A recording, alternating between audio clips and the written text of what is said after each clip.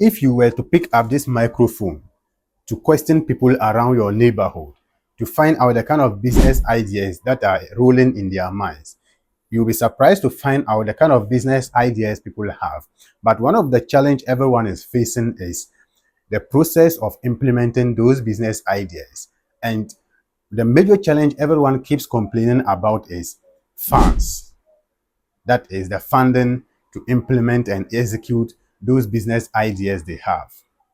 But do you know that with a business idea, with a business proposal and a business plan, you can be able to raise funding for your business and also search for your potential clients and customers. You can make use of your business idea to generate funds for your business by sending it out to your potential investors, philanthropists, and any other uh, stakeholder who is interested in your business.